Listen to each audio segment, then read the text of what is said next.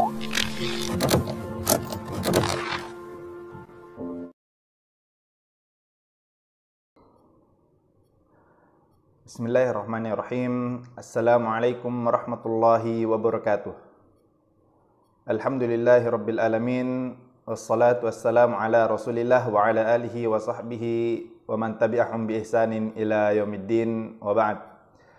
Masyaallah muslimin, pemirsa RDK TV yang dimuliakan oleh Allah Subhanahu wa taala. Kembali pada siang hari ini kita akan melanjutkan pembacaan kitab kita, pembacaan hadis-hadis Nabi sallallahu alaihi wasallam yang tercantum dalam kitab Bulughul Maram yang ditulis oleh Al-Imam Ibnu Hajar Al-Asqalani rahimahullahu taala.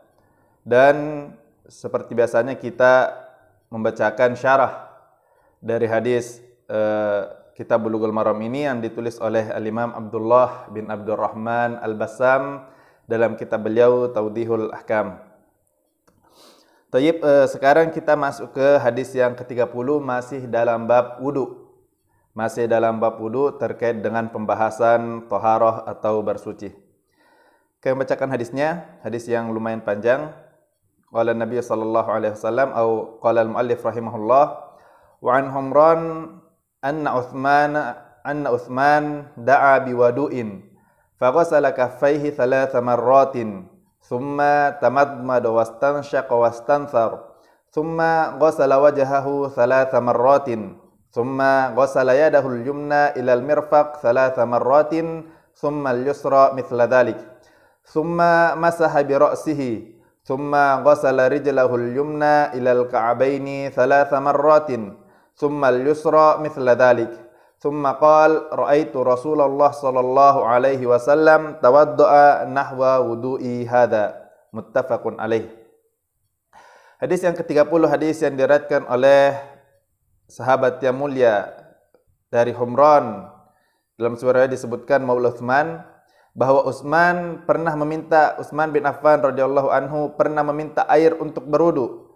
Ia lalu mencuci tangannya 3 kali, kemudian berkumur-kumur, menghirup air melalui hidung dan mengeluarkannya. Kemudian membasuh muka 3 kali, kemudian membasuh tangannya hingga siku sebanyak 3 kali. Lalu tangan kirinya begitu juga. Kemudian mengusap kepalanya, kemudian membasuh kaki kanannya hingga mata kaki sebanyak 3 kali, lalu kaki kirinya pun seperti itu.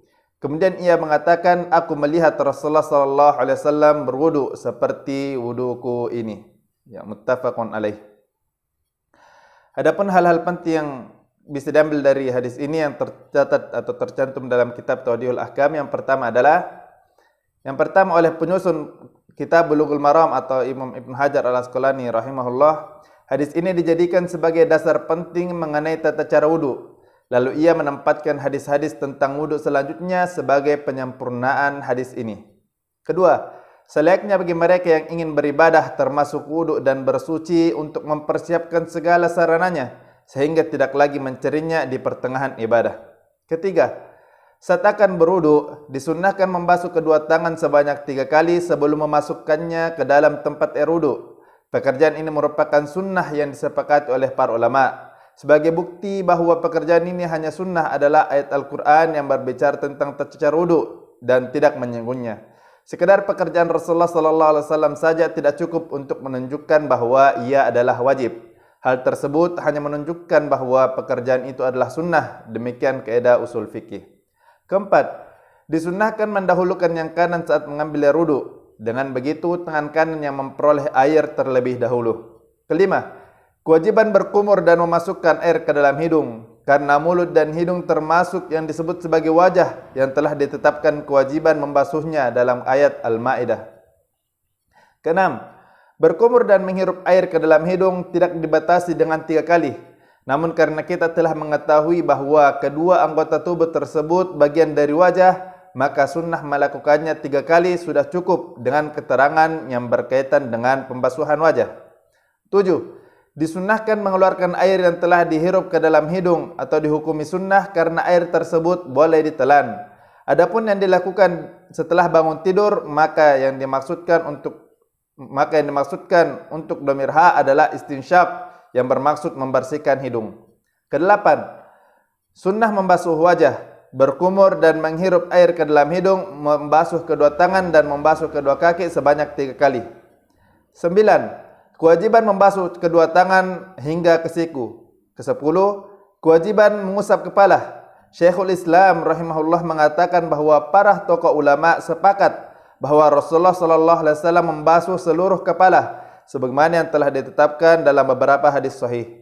Ke-11, mengusap didasarkan pada keringanan. Untuk itu tidak perlu ada pengulangan, cukup dengan 1 kali usapan. Di mana orang yang berwudu menjalankan kedua tangan dari arah depan kepalanya hingga ke belakang sampai merata ke seluruh kepala. 12, kedua telinga termasuk kepala. Untuk itu yang disyariatkan bagi kedua telinga adalah usapan atau mas. Untuk mengusap kedua telinga tidak diperlukan air baru.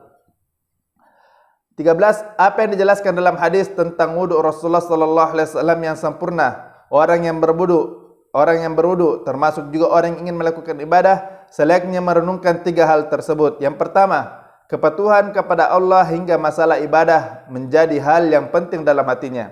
Kemudian renungan yang kedua, mendekatkan diri kepada Allah agar sampai pada peringkat muraqabatullah, yaitu di bawah pengawasan Allah Subhanahu wa taala sehingga ia dapat beribadah sebaik-baiknya. Renungan ketiga, mengikuti Rasulullah sallallahu alaihi wasallam agar ia dapat memperoleh keseriusan mengikuti beliau sallallahu alaihi wasallam. Hal-hal penting ke-14, hadis di atas mencakup fardu wudu dan sunnahnya. Seorang muslim selayaknya mematuhi perintah syariat tanpa memandang apakah itu fardu atau sunnah. Yang terpenting, ia melakukannya karena mematuhi syariat Allah Subhanahu wa taala, karena mengikuti nabinya sallallahu alaihi wasallam dan mencari pahala. Pembahasan mengenai hukumnya hanya diperlukan saat ingin meninggalkannya. Apakah yang akan ditinggalkannya itu sesuatu yang wajib atau yang sunnah? Demikian kewajiban seorang hamba yang serius beribadah. Adapun dalam kajian ilmiah dan mengetahui hukum-hukumnya, maka perlu mengetahui antara fardu dan yang sunnah. 15. Dalam hadis ini juga terdapat pengajaran secara lisan dan praktek. Ini yang disebut sebagai pendidikan dengan segala sarana yang bisa menjelaskan. Pengajaran tersebut dilakukan melalui lisan dan praktek. Perbedaan pendapat yang ke-16, perbedaan pendapat di kalangan ulama. 3 tokoh mazhab, Sufyan dan ulama lainnya berpendapat berkumur dan memasukkan air ke dalam hidung adalah tidak wajib. Keduanya hanya sunnah. Dalil mereka adalah keterangan hadis 10 hal yang menjadi sunnah para nabi yang diutus oleh Allah Subhanahu wa taala, di mana memasukkan air ke dalam hidung salah satu di antaranya. Kata sunnah di atas tentu berarti tidak wajib. Namun argumentasi ini sangatlah lemah, sebab kata sunnah dalam hadis tersebut adalah cara atau thariqah. Bukan sunnah dalam pengertian suatu pekerjaan yang pelakunya diberi pahala dan yang meninggalkannya tidak dikenakan sanksi. Sunnah dalam pengertian ini merupakan sunnah dalam pengertian pakar usul fikih. Mereka juga berdalil mengenai kesunahannya dengan ayat Al-Maidah. Namun dalam pembuktian ini perlu ditinjau kembali karena mulut dan hidung termasuk yang disebut sebagai wajah. Sementara Imam Ahmad berpendapat bahwa berkumur dan menghirup air ke dalam hidung adalah wajib. Demikian juga pendapat Ibnu Abu Laylah, Ishaq dan lainnya rahimahumullahu taala. Mereka beralasan sebagai berikut. Alasan yang pertama, ketekunan Rasulullah sallallahu alaihi wasallam dalam melakukan kedua perbuatan tersebut merupakan bukti kewajibannya. Jika keduanya hanya sunnah, tentu Rasulullah sallallahu alaihi wasallam pernah meninggalkannya meskipun sekali saja, untuk menjelaskan kepada umatnya bahwa kedua pekerjaan itu boleh ditinggalkan atau tidaklah wajib. Suatu pekerjaan yang disertai dengan perintah memberi pemahaman bahwa pekerjaan itu wajib. Allah telah memerintahkan kedua pekerjaan tersebut dalam firman-Nya, maka basuhlah mukamu, di mana mulut dan hidung termasuk bagian dari wajah. Alasan kedua, hadis Aisyah radhiyallahu anha bahwa Rasulullah sallallahu alaihi wasallam bersabda, "Al-madmadah wal istinsyaq minal wudu'il ladzi la budda minhu." Berkumur dan menghirup air ke dalam hidung termasuk pekerjaan wudu yang wajib. Hadis ini diriwayatkan oleh Abu Bakar dalam kitab Asy-Syafi'i. Alasan yang ketiga, hadis riwayat Muslim dari Abu Hurairah radhiyallahu anhu bahwa Rasulullah sallallahu alaihi wasallam bersabda, "Idza tawaddaa ahadukum falyastanshik biman kharaih minal ma'i thumma yastanthar." Jika salah satu di antara kalian berwudu, maka hendaklah menghirup air ke dalam hidung melalui kedua hidungnya, kemudian mengeluarkannya. Alasan keempat, hadis yang diriwayatkan oleh Abu Dawud dan Ad-Daruqutni dari Laqit bin Sabirah bahwa Rasulullah sallallahu alaihi wasallam bersabda, "Idza tawadda'ta famadmid." Jika kamu berwudu, maka berkumurlah. Kemudian alasan yang kelima yang terakhir adalah perintah membasuh muka atau wajah dalam ayat famsahu biwujuhikum, maka basuhlah wajahmu. Quran surah Al-Maidah ayat ke-6 adalah juga untuk berkumur dan menghirup air ke dalam hidung, karena mulut dan hidung merupakan bagian dari wajah. Keduanya adalah anggota tubuh luar yang masuk dalam kategori wajah. Yang terkuat adalah pendapat mazhab yang terakhir karena kekuatan dalil-dalilnya dan tidak ada yang menentangnya. Ini yang bisa kami bacakan.